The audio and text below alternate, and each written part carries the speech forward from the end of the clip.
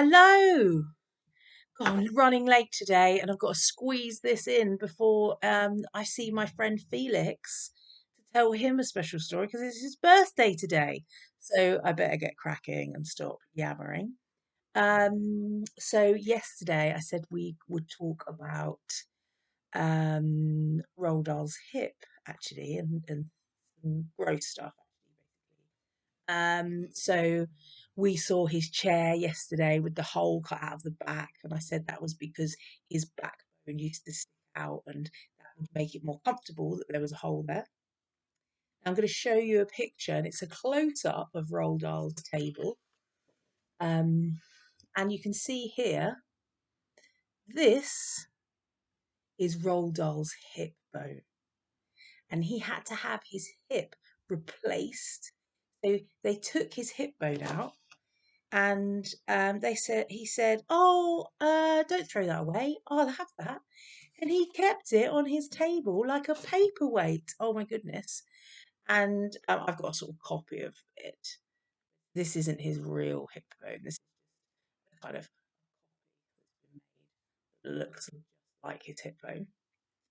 And I've also got a little jar here with some little like shavings in. And if I show you that picture again, you can see there's that little jar in the background there. Now, do you remember, I just said it about the chair and the hole in the back on Roald Dahl's bone, his backbone that used to stick out? So as time grew on, doctors got better at what they kind of do, and they were able to say to Roald Dahl, "We think we can do something about that." He went into the hospital. They cut into his back and they peeled the skin away and they shaved the bits of bone from his back that was sticking out. Oh my goodness, he was really fine actually. And Roald Dahl said, "Oh, don't throw those bits of spine away." And he asked them to gather them up and put them in a jar, and that is what is in the jar on his table in his writing hut. A jar of his own spine shavings. Oh my goodness. Well, um, so that's why he had a hole in the back of his chair because his spine stuck out. So he then, when they shaved off the bits of bone that was sticking out, he used to have to then put a pillow down there to make it more comfortable again so that it filled the hole in because he no longer had that bit of bone sticking out. So pretty gross stuff today, but you can cope. I'm sure you can cope. Okay, so chapter 7, very exciting. Chapter 7 is called The Baby. I'm just going to crack straight on in and read it. The Baby. Inside the caravan, I stood on a chair and lit the oil lamp in the ceiling. I had some weekend homework to do, and this was as good a time to do it as any. I laid my books out on the table and I sat down. But I found it impossible to keep my mind on my work. The clock said 7:30. This was twilight time. He would be there now. I pictured him in the old navy blue sweater and cap, walking soft-footed up the tracks towards the wood. He told me he wore the sweater because navy blue hardly showed up at all in the dark. Black was even better, he said, but he didn't have a black one, and navy blue was the next. The peaked cap was important too, he explained, because the peak cast a shadow over one's face. Just about now he would be wriggling through the hedge and entering the wood. Just about now, oh no, I've said that. Inside the wood, I could see him treading carefully over the leafy ground, stopping, listening, going on again, and all the time searching and searching for the keeper, who would somewhere be standing still as a post beside a big tree with a gun under his arm. Keepers hardly ever move at all when they're in the wood watching for poachers, he had told me. They stand dead still, right up against the trunk of a tree, and it's not easy to spot them. I closed my books. It was no good trying to work. I decided to go to bed instead. I undressed and put on my pajamas and climbed into my bunk. I left the lamp burning. Soon I fell asleep. When I opened my eyes again, the oil lamp was still glowing, and the clock on the wall said 10 minutes past 2. 10 minutes past 2? I jumped out of my bunk and looked into the bunk above mine. It was empty. He had promised he would be home by 10:30 at the latest, and he never broke his promises. It was nearly 4 hours overdue. At that moment, a frightful sense of doom came over me. Something really had happened to him this time. I felt quite certain of it. Hold it, I told myself. Don't panic. Last week you got all panicky and you made a bit of a fool of yourself. Yes, but last week was a different thing altogether. He had made no promises to me last week. This time he had said, I promise I'll be back by 10:30. Those were his exact words, and he never, absolutely never broke a promise. I looked again at the clock. He had left the caravan at 6, which meant he had been gone over 8 hours. It took me 2 seconds to decide what to do. Very quickly, I stripped off my pajamas and I put on my shirt and jeans. Perhaps the keepers had shot him up so badly he couldn't walk. I pulled my sweater over my head. It was neither navy blue nor black. It was a sort of pale brown. It would have to do. Perhaps he was lying in the wood, bleeding to death.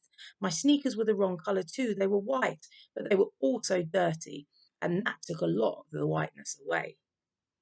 How long would it take me to get to the wood? An hour and a half, less if I ran most of the way, but not much less. As I bent down to tie my laces, I noticed that my hands were shaking, and my stomach that was had this awful prickly feeling, as though it was full of small needles. I ran down the steps of the caravan and across the workshop to get to the torch.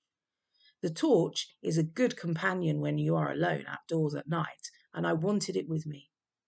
I grabbed the torch and went out of the workshop.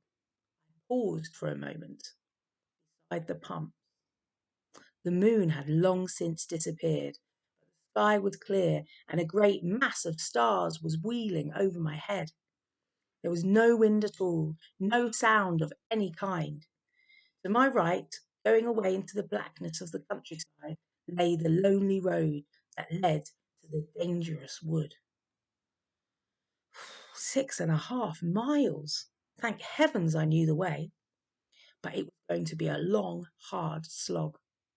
I must try to keep a good steady pace and not run myself to a standstill in the first mile. At that point, a wild and marvellous idea came to me. Why shouldn't I go in the baby Austin? I really did know how to drive. My father has always allowed me to move the cars around when they came in for repair. He let me drive them into the workshop and back them out again afterwards. And sometimes I drove them slowly around the pumps in first gear. I loved doing it. I would get there much quicker if I went by car. This was an emergency. If he was wounded and bleeding badly, then every minute counted. I had never driven on a road, but I would surely not meet any other cars at this time of night. I would go very slowly and keep close in to the edge on the proper side. I went back to the workshop and switched on the light. I opened the double doors, I got into the driver's seat of the baby Austin, I turned on the ignition key, I pulled out the choke, I found the starter button and pressed it. The motor coughed, then started. Now for the lights. There was a pointed switch on the dashboard, and I turned that to the S for side lights only. Side lights came on. I felt for the clutch pedal with my toe. I was just able to reach it, but I had to point my toe as if I wanted to press it down all the way. I pressed it down. Then I slipped the gear lever into reverse. Slowly, I backed the car out of the workshop. I left her ticking over, and I went back to switch off the light. It was better to keep everything looking as normal as possible. The filling station was in darkness now, except for a dim light coming from the caravan, where the little oil lamp was still burning. I decided to leave that one on. I got back into the car, I closed the door. The side lights were so dim I hardly knew they were there. Switched on the headlamps. That was better. Searched for the dipper with my foot. I found it. I tried it and it worked. I put the headlamps on full. If I met another car, I must remember to dip them, although actually they weren't bright enough to dazzle a cockroach. They didn't give any more light than a couple of good torches. I pressed down the pedal again, and pushed the gear lever into first. This was it. My heart was thumping away so fiercely I could hear it in my throat. 10 yards away, the main road lay. Ooh, it was as dark as doomsday. I released the clutch very slowly. At the same time, I pressed down just a fraction of an inch on the accelerator with my right toe, and stealthily, oh, most wonderfully, the little car began to lean forward and steal into motion. I pressed a shade harder on the accelerator. We crept out of the filling station and onto the dark, deserted road. I will not pretend I wasn't petrified. I was. But mixed in with that awful fear was a glorious feeling of excitement. Most of the really exciting things we do in our lives scare us a bit. I wouldn't be excited if they didn't. They wouldn't be exciting if they didn't. I sat very stiff and upright in my seat, gripping the steering wheel tight with both hands. My eyes were about level with the top of the steering wheel. I could have done with a cushion to raise me up a bit higher, but it was too late for that. The road seemed awfully narrow in the dark. I knew there was enough room for two cars to pass each other. I'd seen them from the filling station doing it a million times, but it didn't look that way to me from where I was. Any moment, something with blazing headlamps might come roaring towards me at 60 miles an hour. Heavy lorry, or one of those big long distance buses that travel through the night full of passengers. Was I too much in the middle of the road? Yes, I was. But I didn't want to pull in too close for fear of hitting the bank. If I hit the bank and bust the front axle, then all would be lost and I would never get my father home. Woo! The motor was beginning to rattle and shake. I was still in first gear. It was vital to change up into second, otherwise the engine would get too hot. I knew how the change was done, but I'd never actually tried to do it. Around the filling station, I had always stayed in gear. Well, here goes. I eased my foot off the accelerator, pressed the clutch down, and held it there. Found the gear lever and pulled it straight back from first into second. I released the clutch and pressed the accelerator. The little car leaped forward as though it had been stung. We were in second gear. What speed were we going? I glanced at the speedometer. It was lit up very faintly. I was unable to read it.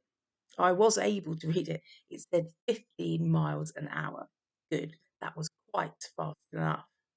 I would stay in second gear. I started figuring out how long it would take me to do 6 miles travelling at 15 miles an hour. 60 miles an hour, 6 miles would take 6 minutes. At 30, it would take twice as long, 12 minutes. At 15, it would take twice as long, 24 minutes. I kept going. I knew every bit of the road, every curve, every little rise and dip. Once a fox flashed out of the hedge in front of me and ran across the road with his long bushy tail streaming out behind him. I saw him clearly in the glow of my headlamps. His fur was red-brown and he had a white muzzle. It was a thrilling sight. I began to worry about the motor. I knew very well it would be certain to overheat if I drove for long in either first or second gear. I was in second. I must now change up into third. I took a deep breath and grasped the gear level again. Foot off the accelerator, clutch in, gear level up and across and up again, clutch out. I had done it. I pressed down on the accelerator. The speedometer crept up to 30. I gripped the wheel very tight with both hands and stayed in the middle of the road. At this rate, I would soon be there. Hazel's wood was not on the main road. To reach it, had to turn left through a gap in the hedge and go uphill over a bumpy track for about a quarter of a mile. If the ground had been wet, there would have been no hope of getting there in a car. But there hadn't been any rain for a week, and the ground would surely be hard and dry. I figured I must be pretty close to the turning place now. I must watch out for it carefully. It would be easy to miss it. There was no gate or anything else to indicate where it was. It was simply a small gap in the hedge, just wide enough to allow farm tractors to go through it. Suddenly, far ahead of me, just below the rim of the night sky, I saw a splash of yellow light. I watched it, trembling. This was something I had been dreading all along. Very quickly, the light got brighter and brighter and nearer, and in a few seconds it took shape and became the long white beam of headlamps from a car rushing towards me. My turning place must be very close now. I I was desperate to reach it and swing off the road before the monster reached me. I pressed my foot hard down for more speed. The little engine roared. The speedometer needle went up from 30 to 35 and then to 40, but the other car was closing fast. Its headlamps were like two dazzling white eyes. They grew bigger and suddenly the whole road in front of me was lit up as clear as daylight, and swoosh! The thing went past me like a bullet. It was so close. I felt the wind as if the wind through my. I felt. Sorry. It was so close. I felt the wind of it through my open window. And in that tiny fraction of a second, when the two of us were alongside one another, I caught a glimpse of its white painted body, and I knew it was the police. I didn't dare look round to see if they were stopping and coming back after me. Certain they would stop. Any policeman in the world would stop if he suddenly passed a small boy in a tiny car chugging along a lonely road at 2:30 in the morning. My only thought was to get away, to escape, to vanish, though heaven knows how I was going to do that. I pressed my foot harder still on the accelerator. Then all at once I saw in my own dim headlamps the tiny gap of the hedge on my left-hand side. There wasn't time to brake or slow down, so I yanked the wheel hard over and prayed. The little car swerved violently off the road, leaped through the gap, hit the rising ground, bounced high in the air, then skidded round sideways behind the hedge and stopped. The first thing I did was to switch off all my lights. I am not quite sure what made me do this, except I knew I must hide. And I knew if you are hiding from someone in the dark, you don't shine lights all over the place to show where you are. I sat very still in my little dark car. The hedge was a thick one and I couldn't see through it. The car had bounced and skidded sideways in such a way that it was now off the track. It was behind the hedge in a sort of field. I was facing back towards the filling station, tucked in very close to the hedge. I could hear the police car. It had pulled up about 50 yards down the road and was now backing and turning. The road was far too narrow for it to turn round in one go. Then the roar from the motor car got louder, and he came back fast with engine revving and headlamps blazing. He flashed past the place where I was hiding and raced away into the night. That meant the policeman had not seen me swing off the road. But he was certain to come back again looking for me. And if he came back slowly enough, he would probably see the gap. He would stop and get out of his car. He would walk through the gap and look behind the hedge, and then his torch would shine in my face, and he would say, "What's going on, Sonny?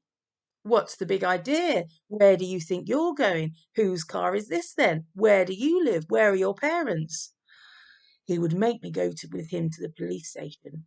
And in the end, they would get the whole story out of me. My father would be ruined. I sat as quiet as a mouse and waited. I waited for a long time. Then I heard the sound of the motor car coming back in my direction. It was making a terrific noise. He was going flat out. He whizzed past me like a rocket.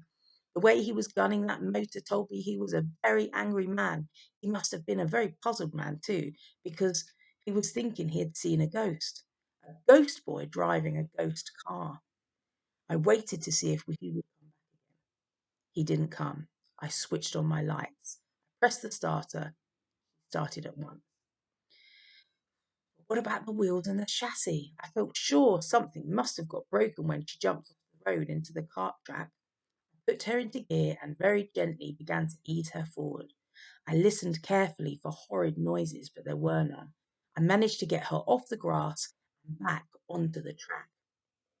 I drove very slowly now. The track was extremely rough and rutted, and the slope was pretty steep. The little car bounced and bumped all over the place. Then at last, ahead of me, over to the right, looking like some gigantic black creature crouching on the crest of the hill, I saw Hazel's Wood. Soon I was there. Immense trees rose up towards the sky all along the right-hand side of the track. I stopped the car. I switched off the motor and the lights. I got out, taking the torch with me. There was the usual hedge dividing the wood from the track. I squeezed my way through it, and suddenly I was right inside the wood. When I looked up to the trees had closed in above my head like a prison roof, and I couldn't see the smallest patch of sky or a single star. I couldn't see anything at all. The darkness was so solid around me, I could almost touch it. Dad, I called out. Dad, are you there? A small, high voice echoed through the forest and faded away. I listened. I listened for an answer, but none came. Oh my God, that was so exciting. Okay, so he's taken the baby Austin to go and rescue his dad or find his dad. Don't know. So that was a long chapter, but a really good one. I hope you enjoyed it. See you tomorrow for chapter 8, which is called The Pit. Thanks for listening. Take care. Bye.